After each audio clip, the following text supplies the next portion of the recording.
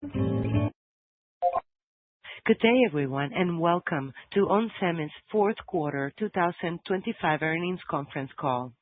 At this time, all participants are in a listen-only mode. After the speaker's presentation, there will be a question-and-answer session. To participate, you will need to press star 11 on your telephone. You will then hear a message advising your hand is raised. To withdraw your question, simply press star 11 again. Please note, this conference is being recorded. Now it's my pleasure to turn the call over to the Vice President of Investor Relations and Corporate Development, Parag Agarwal. Please go ahead. Thank you, Carmen. Good morning, and thank you for joining onsemi's fourth quarter and full year 2025 results conference call. I'm joined today by Hassane El-Khoury, our President and CEO, and Thad Trent, our CFO. This call is being webcast on the Investor Relations section of our website at www.onsemi.com. A replay of this webcast, along with our fourth quarter and full year 2025 earnings release, will be available on our website approximately 1 hour following this conference call, and the recorded webcast will be available for approximately 30 days following this conference call. Additional information is posted on the Investor Relations section of our website. Our earnings release and this information includes certain non-GAAP financial measures. Reconciliation of these non-GAAP financial measures to the most directly comparable GAAP financial measures and a discussion of certain limitations when using non-GAAP financial measures are included in our earnings release, which is posted separately on our website in the Investor Relations section. During the course of this conference call, we may make projections or other forward-looking statements regarding future events or the future financial performance of the company. We wish to caution that such statements are subject to risks and uncertainties that could cause actual events or results to differ materially from projections. Important factors that can affect our business, including factors that could cause actual results to differ materially from our forward-looking statements, are described in our most recent Form 10-Ks, Form 10-Qs, and other filings with the Securities and Exchange Commission and in our earnings release for the fourth quarter and full year 2025. Our estimates or other forward-looking statements might change, and the company assumes no obligation to update forward-looking statements to reflect actual results, change assumptions, or other events that may occur except as required by law. Now, let me turn the call over to Hassane. Hassane. Thank you, Parag. Good afternoon, and thank you all for joining us on this first call of the year. In 2025, amid a challenging demand environment, we delivered $6 billion of revenue and non-GAAP gross margin of 38.4% by staying disciplined in our execution and tightly aligning to our long-term strategy. With focused investments, we advanced our technology leadership while positioning ourselves better in the growth markets that define our future. We strengthened our portfolio through organic investments, acquisitions, and partnerships. We launched a multi-market growth engine with our Treo platform. We delivered more than $250 million in AI data center revenue across the power tree. We expanded our content in automotive for zonal architecture. We further optimized our cost structure through Fab-Right actions, and we returned $1.4 billion of free cash flow through share repurchases. Over the last 5 years of our transformation, we have evolved from a manufacturing company to a product-centric company, launching more breakthrough products than we had in the prior decade, and strengthening our portfolio with technologies that position us to win the most critical market transitions. Our disciplined investments, combined with our Fab-Right actions, have created operating leverage in our model and set the foundation for long-term growth and margin expansion. On the new product front, market proliferation continues with our Treo platform. We doubled the number of products sampling year over year, reinforcing Treo as a key contributor to our long-term mix shift towards high-margin product revenue and supporting our new design funnel, which is now over $1 billion. Treo is already being designed into a broad set of automotive applications, including zonal architectural, ultrasonic sensors, and LED drivers, and we are proliferating into industrial applications like HVAC, energy storage systems, or ESS, and medical, with customers like Dexcom, who designed our low-power analog front end in their continuous glucose monitors, or CGM. We broaden our leadership in wide bandgap technologies by introducing our lateral and vertical GaN, or vGaN strategy, with a differentiated product roadmap solving our customers' problems at favorable margins. This year, we are preparing to sample more than 30 new GaN devices spanning 40 to 1200 volts, including both discrete devices and integrated driver plus GaN solutions. To deliver lateral GaN to the market, we announced new foundry partnership to broaden regional supply options, giving us the product breadth and manufacturing flexibility to serve high-growth applications with revenue beginning in 2026. For vGaN, we are already collaborating with GM on the development of electric drive systems. As a reminder, vGaN is built on proprietary GaN-on-GaN technology, is manufactured in our fab in the U.S., and positions us for multi-year competitive advantage in high voltage and high power density applications spanning AI data centers, EVs, renewables, and aerospace, defense, and security. We expect first vGaN revenue in 2027. Turning to the demand environment, we are seeing seasonal patterns and are encouraged by improving order trends across our core markets, contributing to fourth quarter revenue of $1.53 billion, non-GAAP gross margin of 38.2%, and earnings per share of 64 cents, both exceeding the midpoint of our guidance. Automotive inventory digestion is largely behind us. AI data center is increasingly becoming a meaningful growth engine for the company, and we believe we have seen the bottom for industrial, with global PMI trends pointing to early signs of expansion. In automotive, we continue to expand our content as the industry accelerates towards a zonal architecture for software-defined vehicles and autonomous driving. We are proliferating our 8-megapixel image sensor for front-facing vision and have introduced our Treo-based advanced ultrasonic sensors for ADAS. In zonal, we have already exceeded $400 million in design funnel for our SmartFETs, eFuses, and 10BASE-T1S Ethernet transceivers as customers re-architect their vehicles. Most OEMs have already started their migration towards zonal, and industry estimates suggest that in the next 5 to 8 years, nearly 40% of new vehicles will feature this architecture. All of this is incremental to our existing leadership in silicon and silicon carbide devices in xEVs. In industrial, we are expanding our opportunity in machine vision, factory automation, drones, and robotics with new families of image sensors with competitive performance, differentiated features, and strong interest from customers seeking a U.S.-based supplier. In aerospace, defense, and security, revenue increased 70% year over year, driven by North America and Europe. We secured a strategic design win for a solid-state circuit breaker using our SiC JFET, demonstrating our ability to win in high-barrier industrial segments where mission-critical performance depends on resilient, reliable power distribution and optimized size and weight. Turning to our AI data center business, as previously mentioned, we delivered more than $250 million in revenue in 2025. With the rapid expansion of AI compute infrastructure and our unmatched ability to deliver power efficiency across all stages of power conversion, this market remains one of the strongest and fastest scaling opportunities for us. Over the last year, we have reinforced our role as the only broad-based U.S. power semiconductor supplier addressing power density bottlenecks that limit AI growth, aligning with national priorities for resilient AI infrastructure. With a broad portfolio of silicon, silicon carbide, SiC JFET, GaN, and our newest vCore assets, we are perfectly positioned to deliver the power efficiency requirements our customers need. Going through the power tree, starting outside the data center, we lead the utility string ESS market with more than 50% worldwide share.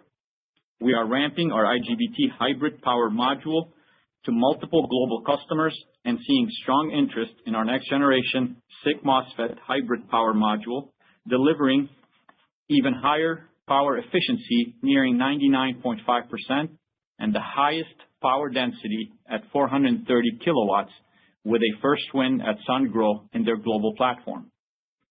We are already sampling our 1200-volt ultra-low RDS SiC JFET for AI data center platforms, and our AI data center funnel is increasing as AI workloads scale and more platforms move to higher voltage bus architectures, expanding opportunities from power supplies to battery backup disconnect and hot swaps. At the UPS stage, we won a high-end design with a leading U.S. power supplier that cuts their system footprint by about 50% using our SiC power module to increase power density and improve thermal performance. We expect production volumes to begin this quarter. At the rack level, we have secured designs for our SiC and silicon MOSFET and our SiC JFET in both the BBU and PSU systems with Delta, Lite-On, and Great Wall to serve both their Western and China customers as the AI ecosystem continues to build out. At the XPU board level, we extended our reach by securing several next-gen design wins with our multi-phase controllers, smart power stages, and point-of-load devices. We began sampling our dual 5x5 V-Core solutions as well as two-phase power modules using a next-generation regulator architecture that dramatically improves transient response for AI and server processors, referred to as TLVR or Transconductor Voltage Regulator. As we integrate our recently acquired V-Core assets, we are strengthening our portfolio and positioning ourselves to win the next generation architectures. As we move into 2026, we are encouraged by a market environment that is showing clearer signs of improvement across automotive, industrial, and AI infrastructure. The groundwork we have laid out over the last several years has positioned us to benefit as demand conditions continue to get better. Our portfolio is aligned to the highest growth opportunities in power and sensing. Our manufacturing footprint is structurally stronger, and our customer engagements are deeper and more strategic. I'll now turn it over to Thad to give you more details on our results and guidance for the first quarter. Thanks, Hassan.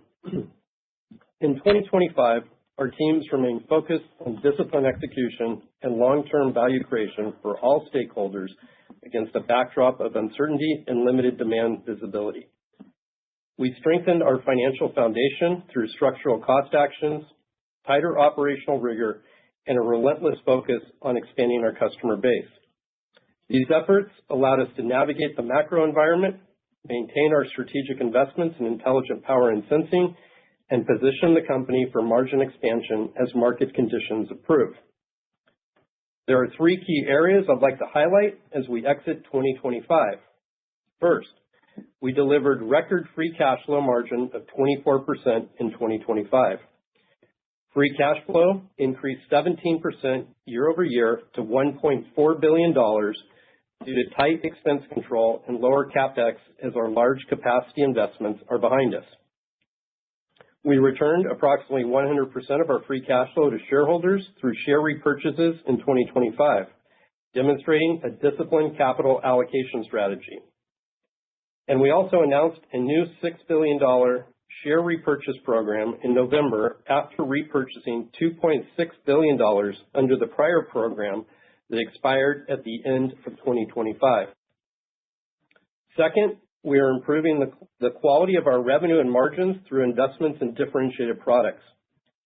We have been reshaping our product mix through targeted investments, improving long-term margin potential while supporting our leadership in high-growth markets. We continue to rationalize our portfolio by exiting volatile non-core businesses while reallocating investments to differentiated power, sensing, and analog mixed-signal technologies. And the third point, we have positioned the company for margin expansion by aligning our manufacturing footprint and product mix, enabling meaningful operating leverage in our model. As part of our Fab Right strategy, we reduced our fab capacity in 2025 by 12% as we improved our operational efficiency. In the fourth quarter, we announced additional measures to further rationalize our manufacturing footprint. These actions together will lower our 2026 depreciation by approximately $45 to $50 million, and we expect to see the gross margin impact in the second half of the year. Our Q4 gross margin includes approximately 700 basis points of underutilization charges, which will dissipate with increasing utilization as market conditions improve. These actions, along with other operational improvements, position us for margin expansion in 2026. As we look ahead, our financial priorities remain consistent: drive sustainable and predictable results, expand margins, and increase earnings and free cash flow. Shifting to results for the fourth quarter, we met the midpoint of guidance with revenue of $1.53 billion, in line with normal seasonality. Automotive revenue was $798 million, up approximately 1% quarter over quarter. We continue to see stabilization in the automotive market as much of the inventory digestion is behind us. Revenue for industrial was $442 million, up approximately 4% quarter over quarter, driven largely by the traditional industrial business and factory automation. Following 8 quarters of year-over-year declines, Q4 marked the first quarter of year-over-year growth in our industrial revenue, increasing 6% over the fourth quarter of 2024. Our AI data center revenue, which is classified in the other segment, grew quarter over quarter and contributed more than $250 million for the full year. For the fourth quarter, revenue for the other category decreased 14% quarter over quarter due to seasonality and soft demand conditions in areas outside of AI data center. Looking at the fourth quarter split between the business units, revenue for the Power Solutions Group, or PSG, was $724 million, a decrease of 2% quarter over quarter and a decrease of 11% year over year. Revenue for the Analog and Mixed Signal Group, or AMG, was $556 million, a decrease of 5% quarter over quarter and 9% year over year. Revenue for the Intelligent Sensing Group, or ISG, was $250 million, a 9% increase quarter over quarter, driven largely by the industrial market, and a decline of 17% over the same quarter last year as we repositioned the business for the long term. Turning to gross margins in the fourth quarter, GAAP gross margin was 36%, and non-GAAP gross margin improved to 38.2%, as we're seeing the initial impact of our Fab-Right actions executed in 2025. As planned, manufacturing utilization was down quarter over quarter to 68% to align to seasonal revenue trends in the first half of 2026. We expect utilization to increase to the low 70% range in the first quarter and additional Fab-Right actions to drive margin expansion through the year. GAAP operating expenses were $351 million, including $59 million in restructuring expenses. Non-GAAP operating expenses declined 3% sequentially to $282 million at the lower end of our guidance range. GAAP operating margin for the quarter was 13.1%, and non-GAAP operating margin was 19.8%. Our GAAP tax rate was 16.2%, and non-GAAP tax rate was 16%. Diluted GAAP earnings per share was 45 cents, and non-GAAP earnings per share was 64 cents, above the midpoint of our guidance. GAAP and non-GAAP diluted share count was 402 million shares. We repurchased $450 million of shares in the fourth quarter, and as I indicated earlier, in 2025, we deployed approximately 100% of free cash flow to repurchase $1.4 billion of shares. Turning to the balance sheet, cash and short-term investments was approximately $2.5 billion, with total liquidity of $4 billion, including $1.5 billion undrawn on a revolver. Cash from operations was $555 million, and free cash flow was $485 million. 2025 free cash flow was a record at 24% of revenue, and we expect to deliver strong free cash flow in 2026.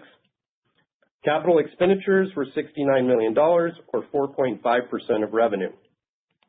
Inventory decreased by $58 million to 192 days from 194 days in Q3. This includes 76 days of strategic inventory, which is down from 82 days in Q3 as we continue to deplete this inventory over the next 2 years. Excluding the strategic builds, our base inventory is healthy at 117 days. Distribution inventory increased slightly to 10.8 weeks from 10.5 in Q3 and is within our target range of 9 to 11 weeks. Looking forward, let me provide the key elements of our non-GAAP guidance for the first quarter of 2026.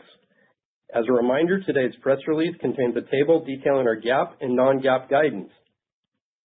We anticipate Q1 revenue will be in the range of $1.44 billion to $1.54 billion, in line with normal seasonality at the midpoint. This marks the first quarter with expected year-over-year growth since the downturn started over 3 years ago. We expect to exit $50 million of non-core revenue in the first quarter. Excluding these exits, our revenue would be above seasonal. Our non-GAAP gross margin is expected to be between 37.5% and 39.5%, which includes share-based compensation of $7 million. Our Fab Right actions that I described earlier and other operational improvements are expected to contribute to gross margin expansion of 30 basis points at the midpoint in a quarter in which margins have historically declined with seasonality. Non-GAAP operating expenses are expected to be between $285 and $300 million, which includes share-based compensation of $29 million. We anticipate our non-GAAP other income to be a net benefit of $7 million, with our interest income exceeding interest expense. We expect our non-GAAP tax rate to be approximately 15%, and our non-GAAP diluted share count is expected to be approximately 397 million shares. This results in non-GAAP earnings per share in the range of 56 to 66 cents. We expect capital expenditures in the range of $35 to $45 million. To close, with stabilization across automotive and industrial markets and our momentum in AI data center, we are entering 2026 from a position of strength. We have built a structurally different company with a more resilient model, a sharper product mix, and a clear strategy to expand margins and generate strong free cash flow. As demand improves, we are positioned to scale efficiently and convert that demand into profitable growth. With that, I'll turn the call back over to Carmen to open it up for questions. Thank you so much. And as a reminder, to ask a question, press star 11 on your telephone and wait for your name to be announced. To remove yourself, press star 11 again. One moment while we compile the Q&A roster. Our first question comes from Ross Seymore with Deutsche Bank. Please proceed. Hi, guys. Thanks for asking a couple questions. I guess the first one's going to be a near-term, and the second will be a longer-term question. On the near-term question, what was going on in the other category? Everything else was better than expected, but other was pretty weak. And then I guess you sound better on your tone about everything to do with the cycle and secular, et cetera, but you're kind of still at seasonal. So when do you think you could be above seasonal given the point of the cycle that we're at right now? Yeah, two things, Ross. One is, if you exclude the exits, we are above seasonal, right? So if you look at the reported numbers, they're in line with seasonality, similar to what we've been saying for a couple quarters here. But if you exclude the exits, we are above seasonal. On your question about the other buckets, so we saw strength in AI data center. There's clearly growth there. We have normal seasonality in Q4 in that other bucket that's down, and then there are also about $40 million of exits that are in there. So that's why that bucket was down sequentially.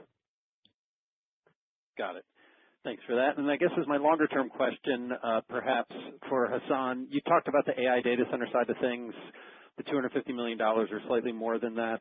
I know you don't want to get anchored to a specific number for this year, next year, et cetera, but can you just talk a little bit about the TAM you think you can address in that? When do you think it could be, 10% of sales or something larger like that? And how ON differentiates to give you the confidence that you can gain that share? Yeah. So I'll obviously I will stick with I'm not guiding specifically in 26 or the AI data center yet, but I'll give you why the confidence in the continued growth I would say at a pretty good rate, because our growth rate accelerated from 24 to 25 and will continue.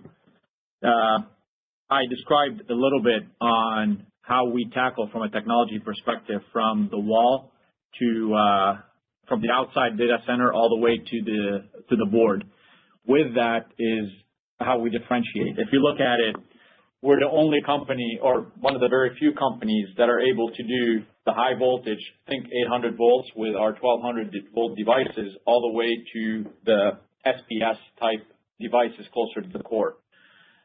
You have to be able to do that conversion with the highest efficiency at every step of the conversion, but more importantly, architectures moving forward are collapsing the conversion tree, which means you have to be able to do high voltage and low voltage. We're the only company that has vertical GaN, which is the highest power density at the highest voltage. Again, a competitive advantage we will flex to continue to gain share with the high voltage power supply makers. And closer to the XPU, we're in with the standard companies you talk about, not only with the standard GPUs, but also the non-standard GPUs or ASICs and so on. So we're approaching it with a broad portfolio, number one, and more importantly, we're targeting where the market is going to be in a few years, which is the high voltage rail, which is exactly where we play very well in automotive already. Those two are angles we are flexing. They're the angles that already delivered the $250 million in 25 from almost nothing, and that will continue to grow with the proliferation of the roadmap. And add to that, of course, the V-Core, which we've acquired in 2025, that will add cumulatively to the power devices we have. Thank you. Thank you. One moment for our next question. It comes from Vivek Arya with Bank of America Securities. Please proceed. Thanks for taking my question. You mentioned, I think, $40 million of non-core exit in Q4, I think $50 million in Q1. Is this the kind of quarterly run rate that we should expect through 26? And Hassan, if we set kind of these things on the side, then can ON get to your long-term, 10, 12% kind of top-line growth target conceptually if for this year, if the macro environment is getting better? Yeah, so I'll Dayan. So first off, on the exits, we talked about the $50 million. If you think about it for the whole year at 300, you have the couple of quarters, kind of Q2 and Q3 would be higher than that. And then you can apply kind of the seasonality where we'll be exiting. But it's not flat at 50 because it's a 300 total. So that's point number one. Point number two on the growth. So if I take into account the exits for Q1 or even for the year, Vivek, you can think about our core business has been growing above market, even in the downturn almost. This is the stuff we've been investing in, and that's delivering already over or multiple of market growth. That's why, in Thad's prepared remarks, he clearly articulated that if you account for the $50 million exit in the first quarter, we're actually above seasonality as a baseline. That's what, products that we've been introducing over the last few years are starting to contribute on a base. So to answer your question longer term, we expect 27 to resume that over market growth, if you think about it that way, now that we net out the exits. Does that make sense? Yeah. Thank you for that, Hassan. And then maybe, Thad, on, gross margins, I think you gave your number for depreciation. I was hoping you could just give us kind of a walk of, for gross margins. So let's say conceptually, if you do go through these exits and you are, and in kind of the run rate of your long-term model? How should we think about your fab utilization and then gross margin kind of broad bracket this year? Yeah. So for Q1, we expect utilization to be, in that low 70% range. Depending on what this market does and what this potential recovery looks like, we'll match utilization to whatever the market does. Sitting here today, I think we're going to be, for Q2 and beyond, we're going to be running kind of mid-70s, plus or minus. If there's a sharper recovery, we will match that very quickly, and that will all fall through to gross margin. As I said in my prepared remarks, we believe there's margin expansion through the year. We have the Fab Right activities that will start to hit the company later in the year, and as utilization goes up, that will impact later in the year as well. So sitting here today, we feel good about the gross margin progression from this point. Thank you, Thad. Thank you. Our next question is from Alex Fernandez with Jefferies. Please proceed. Sorry, it's Blaine Curtis. Thanks for taking the question. I just want to ask on the AI data center, obviously a huge focus. You did throw out a kind of target for the year that you exceeded. I was just curious, thoughts about growth in that segment for 26. Yeah. So, Blaine, as I mentioned, we will see growth. Actually, we're starting off the year with a better growth than we did starting off last year. So I'm very bullish about that segment, but I'm not giving a guidance on that segment specifically. But it will be a driver of our baseline revenue, net of the exits. We do expect that our AI data center revenue in Q1 will grow high teens percentage-wise, to give you an indication of our trajectory here. Awesome. Thanks. And then I wanted to just ask, on the exits of the business, I mean, I'm assuming these are lower margin, but I was just curious the impacts to utilization. Can you kind of net that out for us? Like, you're walking away from $90 million a quarter over 2 quarters. Is that a positive or a negative for gross margin? It's neutral today. So the margin on that business today is near the corporate average. The reason we're exiting is because we're seeing margin pressure and pricing pressure on that business that's been volatile historically, and a part of the business why we called it our non-core business that we would exit over time. So it really doesn't have an impact on gross margin. We've got the capacity. It's not going to be a headwind to utilization. So you can see that even with these net of these exits, what I answered in the previous question is that our utilization we expect to go up throughout the year. Thanks, Thad. Thank you. Our next question comes from the line of Joshua Buchalter with TD Cowen. Please proceed. Hey, guys. Thanks for taking my question. Maybe can you quickly walk through the puts and takes on gross margins into Q1? I mean, utilization rates are coming up, but margins are down sequentially. I know there's a timing element, and it doesn't immediately match utilization rates, but any other puts and takes on, excuse me, pricing or other factors or mix we should be considering when we're thinking about gross margins? Thank you. So Josh, the key element here is that the Q1 midpoint of our Q1 guidance is up 30 basis points on gross margin. So if you go back to our utilization in Q3, which was 68%, if you remember, we took it up to 74. We're down. Q4 was 68. So we took it up to improve the mass market. So we've got a number of things. Typically, Q1 is seasonally down and gross margins are down. The fact that we're actually expanding gross margins 30 basis points shows you that our Fab Right initiatives of taking cost out are offsetting the headwind. So it's actually up quarter and quarter. Okay, must be my mistake. Sorry about that. And could you maybe provide outlook by end market for Q1? In particular, I was hoping you could comment on the auto market. It sounds like the inventory correction is complete. Should we expect autos to grow sequentially in the March quarter? Thank you. Yeah, I'll give it to you by end market. So auto is roughly flat. As you remember, the Chinese New Year has a little bit of a headwind on auto. So when we think about sequential, it's roughly flat. Industrial, we're planning on it being down low teens, and that's primarily due to seasonality and energy infrastructure. again with the Chinese New Year and some lumpiness in the factory automation. Our traditional industrial will be seasonal within that bucket.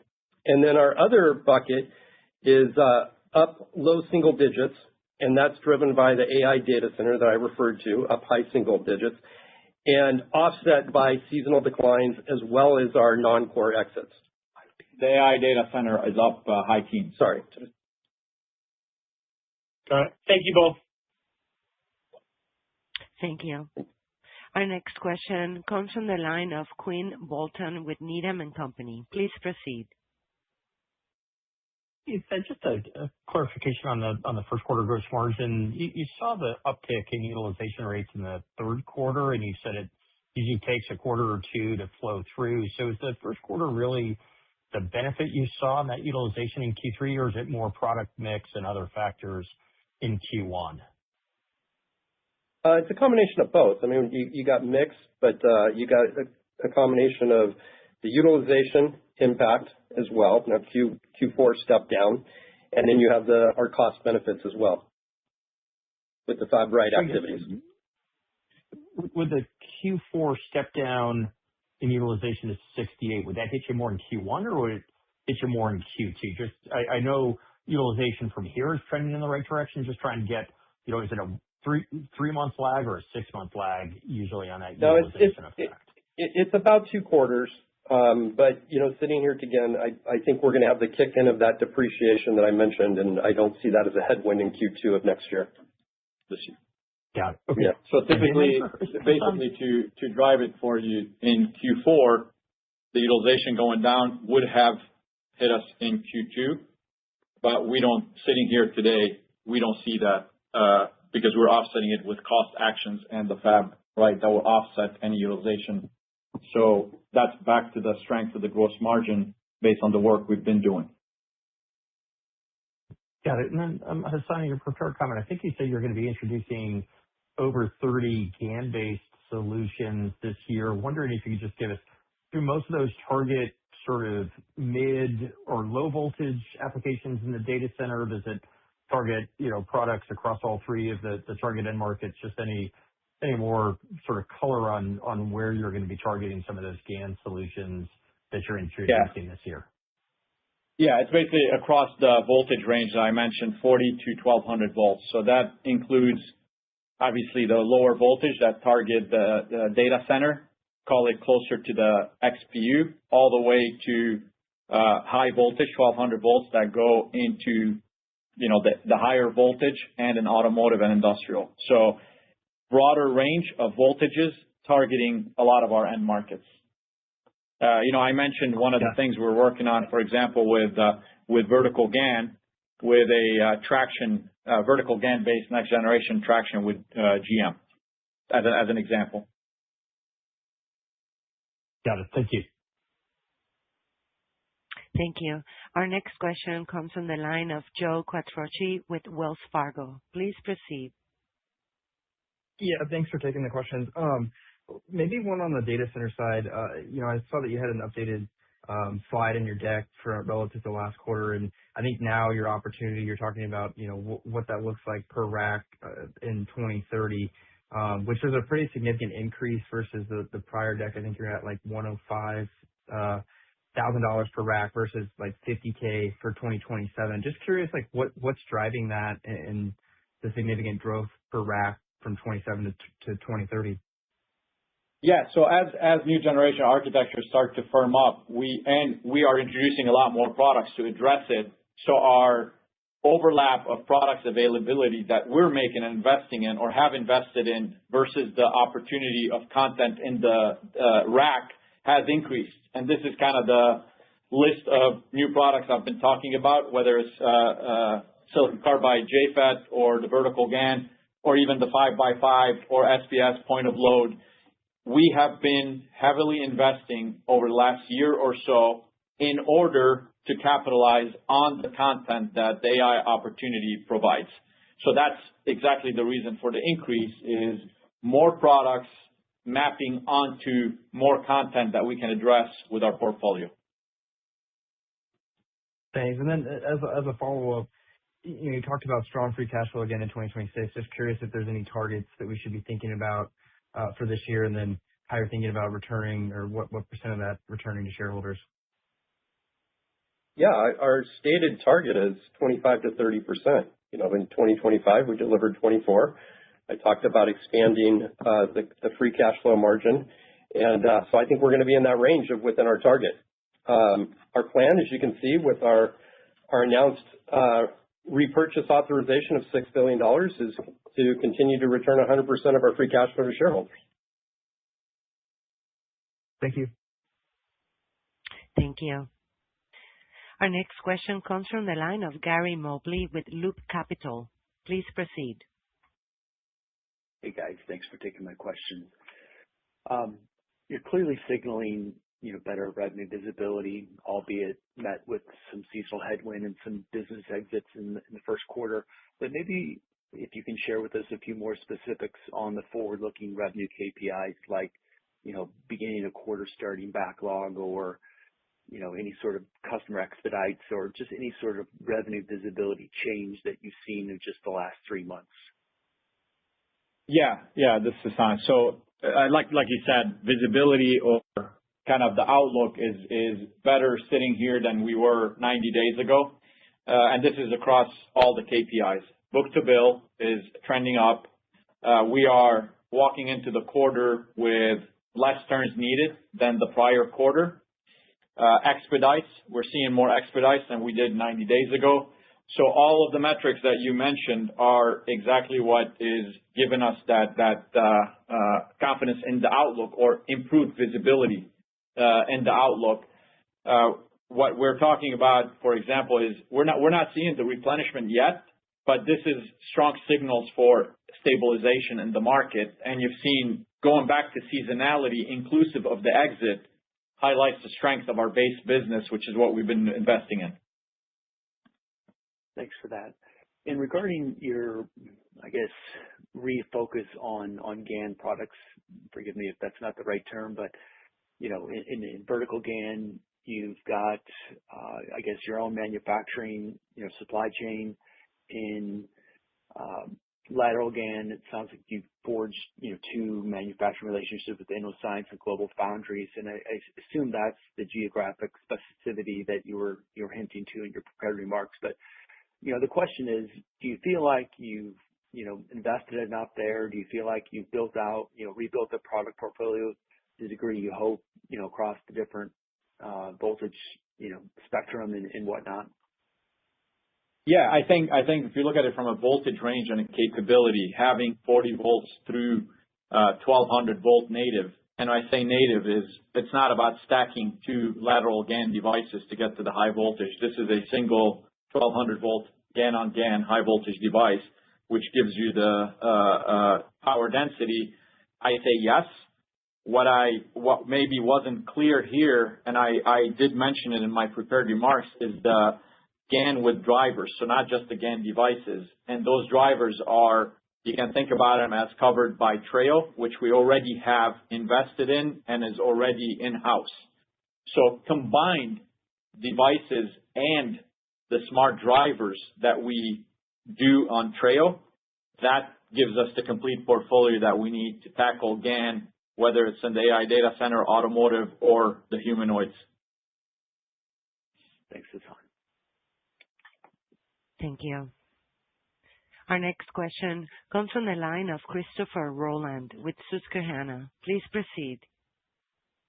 Hey, guys. Thanks for the question.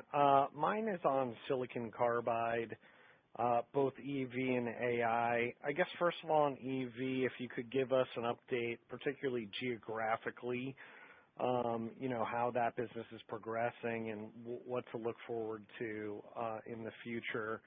And then we're also on the AI side starting to hear about potentially using silicon carbide for substrates. This might require a movement to 300 millimeter, for example. Is this an opportunity that you guys might address? And is there an ability to convert your furnaces to 300 millimeter?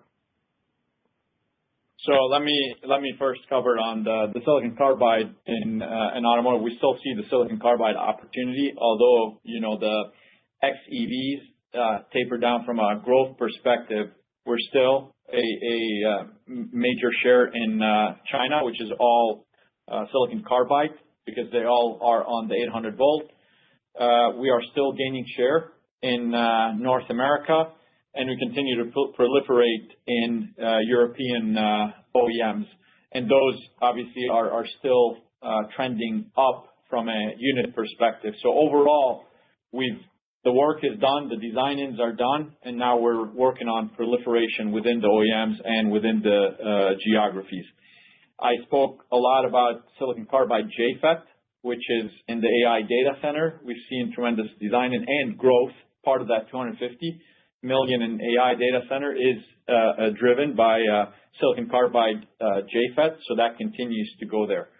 As far as the 300 millimeter, we are not going to be converting furnaces to 300. I think from a internal silicon carbide manufacturing, we're happy with our footprint. Remember, this was more on supply and regional resiliency than anything else.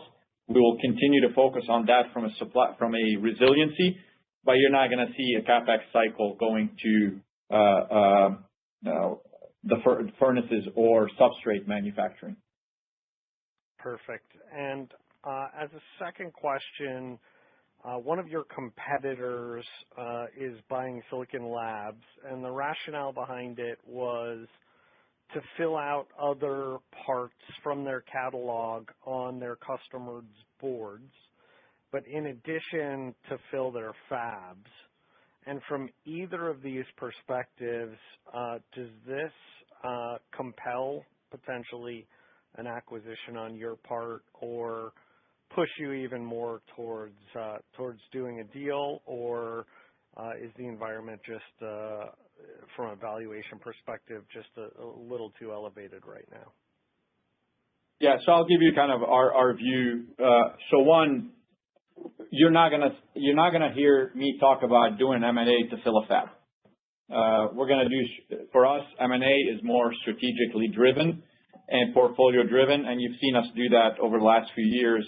Very targeted M&A, regardless of size, but to fit a purpose of either portfolio completion or acceleration of something we were doing, and we'll continue to go down that path. From a compute perspective, I don't know if I've talked about it on these calls, but our Treo platform already provides for a embedded compute capability. So our focus for now is really embedding compute where it makes sense to control the output, which is at the power stages or at the analog mixed signal or at the DSP for hearing aids and so on. So we have microcontrollers that are fit for purpose already, going down to 22 nanometers all the way to 65 nanometers. So where we see a gap, we are targeting that gap organically, and we already are in the market with that. As a general comment, we're always looking for value, and we're always looking at complementing and being a full service provider for our customers. So that's strategic conversation, but it's not to fill a fab or to bridge an immediate need. It will be more for a margin or a market expansion than anything else. Thanks, Hassane. Thank you. Our next question comes from the line of Vijay Rakesh with Mizuho. Please proceed.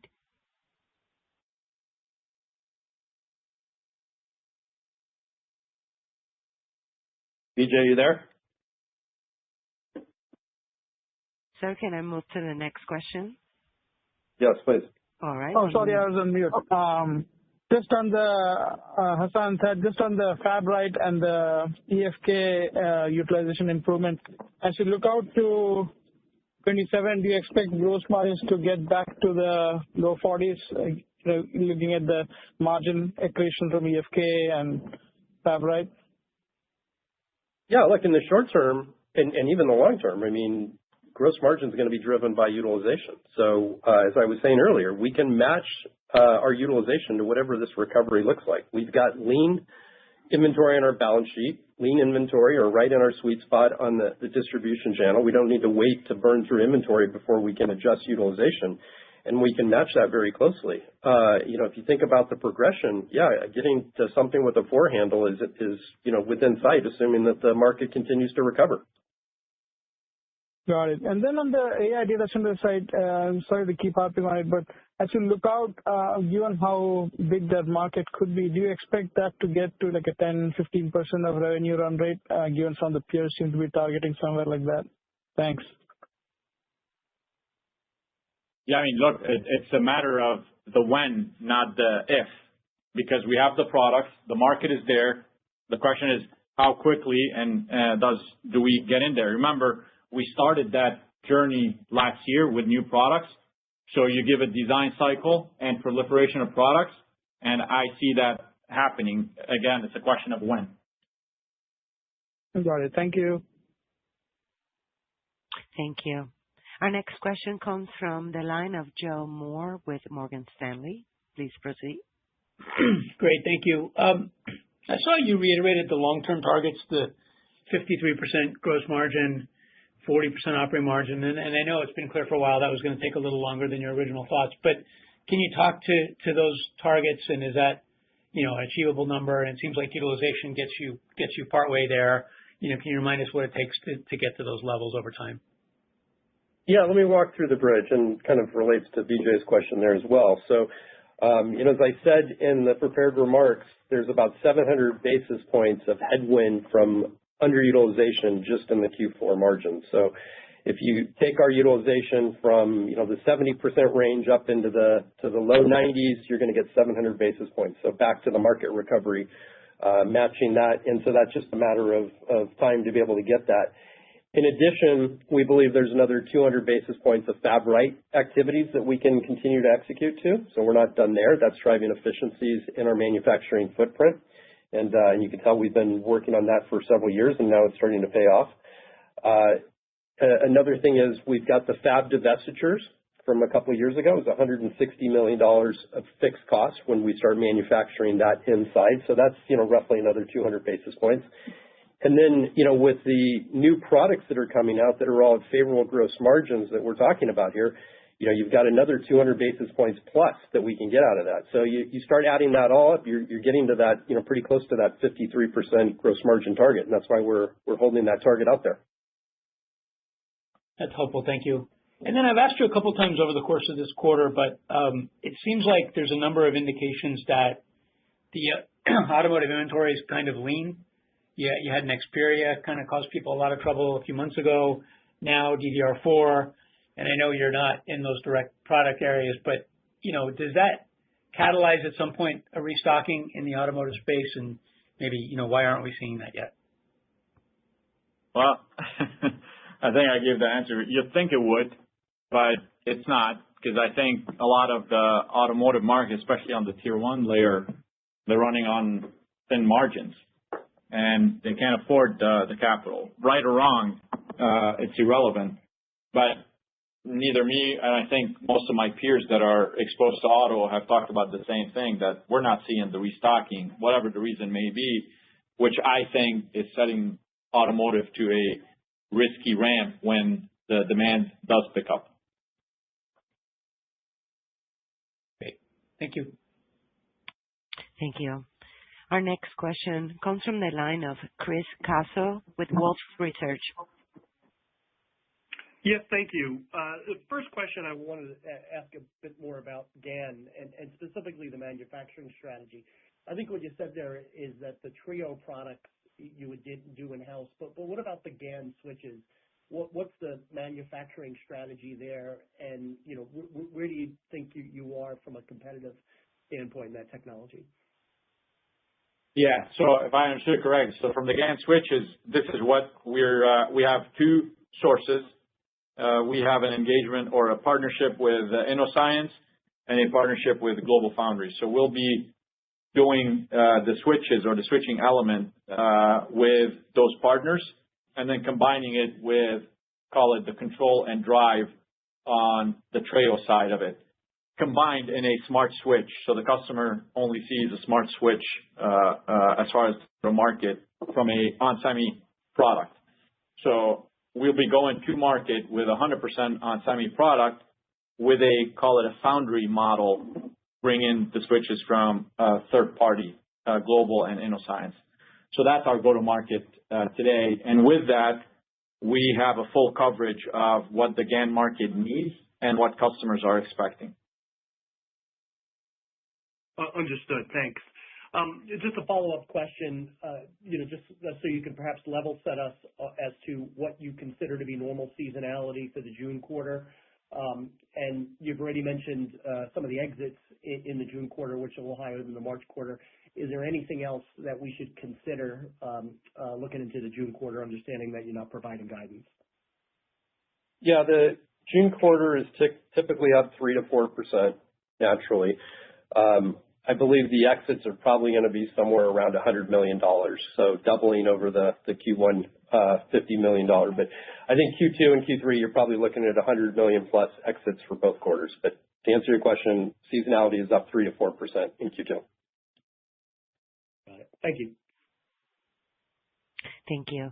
Our next question comes from Harsh Kumar with Piper Sandler. Yeah, hey, I wanted to ask about the relative velocity of your two key end markets, Hassan. As you look at automotive and industrial, in the near term, it looks like industrial is rising faster, but I would think with the content and just the growth in the markets, is it not fair for me to assume that maybe 12 months out that it flips over and automotive is a bigger driver of growth? And then I'll ask my second one as well, maybe for right now for Thad. Is the 700 points of underutilization, I wanted to just understand that a little bit better. You've had a lot of exits, divests, you're writing off a bunch of products, $300 million this year. So what is the right level of revenue for me to think about getting rid of all of that $700 million, 700 bips of underutilization on a quarterly revenue run rate basis? Yeah, so Harsh, let me give you first the revenue. Your assumption is correct. If you think about it, and let me give you numbers to illustrate and support it. So if you look at our content growth, we've always said we have content growth, so we're not as tied to the SAR as we are to content from an automotive growth perspective. We have added more products to that lineup in automotive, like 10BASE-T1S Ethernet, power, smart FETs, and so on. So that will continue to expand our content. Over the last 5 years since we started this journey, our automotive actually grew 70%, 5 years. That's pretty much on a flat SAR. So that gives you kind of our target of the high single digit growth on top of SAR. So what you can think about it in the long term is we will resume that growth in automotive, and we are sticking with the model and the outlook we've given in our last Analyst Day, which is high single digit growth in auto driven by content above the SAR. And we've delivered that over the last 5 years. Of course, there's lumpiness given the cycle, but we've delivered on that. So you would expect that from onsemi with the additional content moving forward as well over a multi-year period. Yeah, and Harsh, on the utilization and the charges for underutilization, the 700 basis points. So as that dissipates, we've got to get up into the low 90% utilization. In order to get there, if you take a consistent mix of where we are today, it's roughly about 25% higher in revenue to get to a fully utilized based on a consistent mix. So obviously, as new products ramp, that will help us as well. Thank you, guys.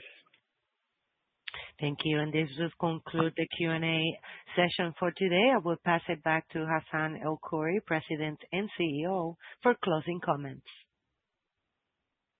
All right. Thank you again for joining us today. And I'd also like to thank our employees around the world whose focus and commitment drive these results. Their innovation and execution are the reasons we continue to strengthen our position in intelligent power and sensing and deliver for our customers in the most important market transitions. As always, we appreciate your support and we look forward to our next update. Concludes our conference. Thank you for participating. You may now disconnect.